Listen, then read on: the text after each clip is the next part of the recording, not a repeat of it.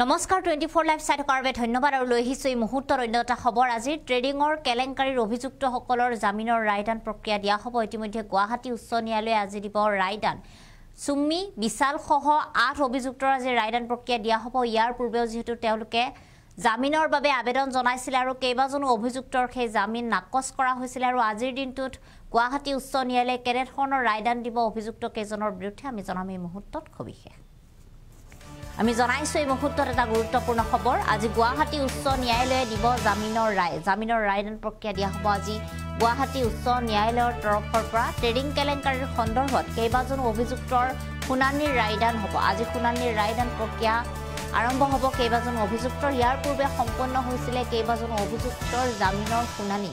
কেইবাজনো অভিযুক্তৰ জামিনৰ শুনানি প্ৰক্ৰিয়া সম্পন্ন হৈছিল শুনানিৰ অন্তত সংৰক্ষিত কৰা হৈছিল ৰায়দান আৰু আজিৰ দিনটোত ৰায়দান দিয়া হ'ব সঁচাকৈয়ে জামিন লাভ কৰিব নেকি বিশাল শ্ৰমিকসহ ট্ৰেডিঙৰ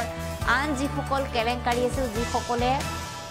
সাধাৰণ ৰাইজে বিনিয়োগ কৰা ধনসমূহ তেওঁলোকে প্ৰবঞ্চনা কৰি লুটি পুতি খাইছিল কিয়নো আটাইকেইজন অভিযুক্ত যিহেতু ট্ৰেডিঙৰ যিকেইজন মাষ্টাৰ মাইণ্ড সেইসকল আৰক্ষীৰ জালত পৰিছিল বিভিন্ন ঠাইৰ পৰা তেওঁলোকক আৰক্ষীয়ে আটক কৰিছিল আৰু ইয়াৰ পিছত তেওঁলোকক পৃথকে জেৰা চলোৱা হৈছিল চিবিআই হাতলৈ যি ট্ৰেডিঙৰ গোচৰ সেই গোচৰ হস্তান্তৰ কৰা হৈছিল আৰু ইয়াৰ পিছতে সৰব হৈছিল চিবিআইয়ে পৃথকে প্ৰতিজন কেলেংকাৰী প্ৰতিটো কেলেংকাৰীৰে গোচৰ তেওঁলোকে পৃথকে তদন্ত প্ৰক্ৰিয়া আৰম্ভ কৰিছিল ইতিমধ্যে চিবিআইয়ে এই আবেদন জনাইছে যে আদালতত যিকেইজন অভিযুক্তই জামিনৰ বাবে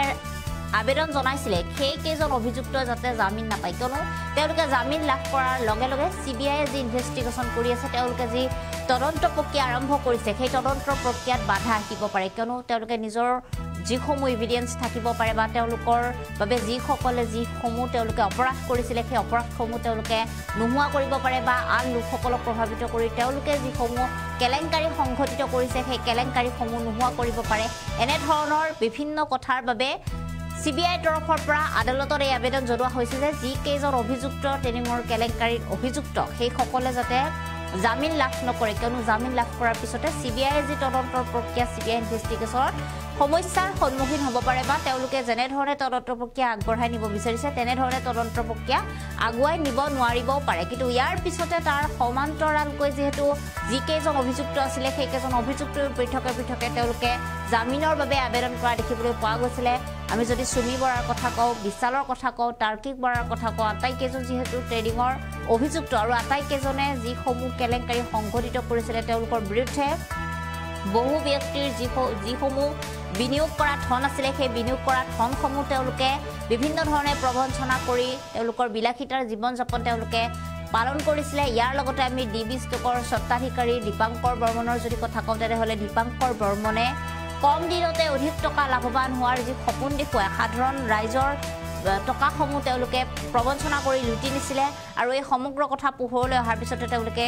ৰাজ্যৰ পৰাই পলায়ন কৰিছিলে অসমৰ পৰাই গৈ বাহিৰত তেওঁলোকে আছিলে আৰু বহুদিন তেওঁলোকে আত্মগোপন কৰি আছিলে অসম আৰক্ষীয়ে তেওঁলোকক বিভিন্ন ঠাইত বিভিন্ন তদন্ত প্ৰক্ৰিয়াৰে বিচাৰিব লগা হৈছিলে আৰু অৱশেষত আটাইকেইজন অভিযুক্ত আৰক্ষীৰ জালত পৰিছিলে বহুদিন আত্মগোপন কৰি থকাৰ পিছত সুমি আৰু তাৰ্কিক বৰা বিশাল ফুকনেও ইতিমধ্যে আৰক্ষীৰ যিহেতু হাতত পৰিছিলে আৰু বিশাল ফুকনক গ্ৰেপ্তাৰ কৰাৰ পিছতে এটাকৈ এইসমূহ যি তদন্ত প্ৰক্ৰিয়া বা যিকেইজন অভিযুক্ত সেই অভিযুক্ত কেইজনৰ নাম পোহৰলৈ আহিছিলে আৰু ইতিমধ্যে এই সমগ্ৰ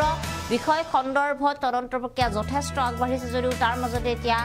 আবেদন কৰা দেখিবলৈ পোৱা গৈছে জামিনৰ বাবে আৰু সঁচাকৈয়ে জামিন লাভ কৰিব নেকি এইকেইজন অভিযুক্ত কিয়নো আজি সুমি বিশাল সহ 8 অভিযুক্তৰ জামিনৰ যি শুনানিৰ ৰায়দান প্ৰক্ৰিয়া সেই শুনানিৰ ৰায়দান প্ৰক্ৰিয়া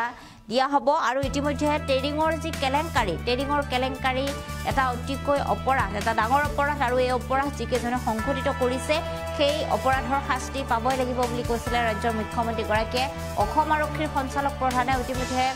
তদন্ত প্ৰক্ৰিয়া আগুৱাই নিবলৈ কঠোৰ নিৰ্দেশ দিছিলে যিসকল অভিযুক্ত এনেধৰণৰ ঘটনা সংঘটিত কৰিছে দুনাই যাতে এনেধৰণৰ ঘটনা কেতিয়াও সংঘটিত নহয় বা ট্ৰেডিঙৰ ক্ষেত্ৰত যাতে অনলাইন প্ৰবঞ্চনা কৰিব নোৱাৰে বা যিসকল সাধাৰণ ৰাইজে তেওঁলোকে এটা আশাত পইচাসমূহ জমা কৰে বা জমা থয় সেইসমূহ ৰাইজৰ সাধাৰণ লোকৰ পইচা যাতে এনেধৰণৰ